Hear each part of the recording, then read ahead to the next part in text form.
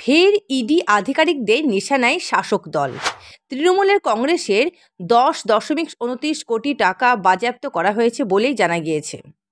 সোমবার বিকেলে কেন্দ্রীয় তদন্তকারী সংস্থার তরফে একটি বিবৃতিতে বলা হয় যে ইডির দিল্লির আঞ্চলিক দফতর এই কাজটি সম্পন্ন করেছে।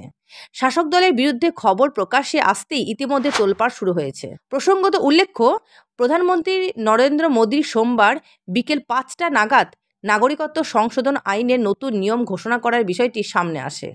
পরে অবশ্য নমজাতির উদ্দেশ্যে ভাষণ দেবেন বলেও জানা যায়। এদিকে মোদির সেই ভাষণের ঠিক আগে মুখ্যমন্ত্রী মমতা বন্দ্যোপাধ্যায় তীব্র বিরোধিতা করেন সিএএ নিয়ে। মমতা সাংবাদিক বৈঠক নিয়ে যখন চর্চা চলছে, ঠিক সেই সময়ই প্রকাশ্যে আসে ইডি নতুন টুইট। তারপরেই শোরগোল ওঠে বঙ্গ রাজনীতিতে।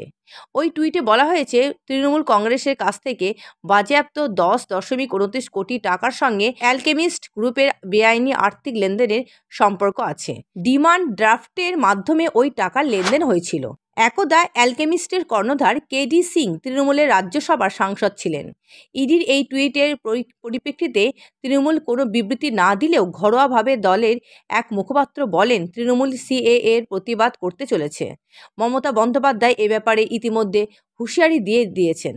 বিরোধীদের চুপ করাতে আগেভাগেই নন্দী আর ভৃঙ্গি তথা ইডি সিবিআইকে মাঠে নামিয়ে দেওয়া হয়েছে।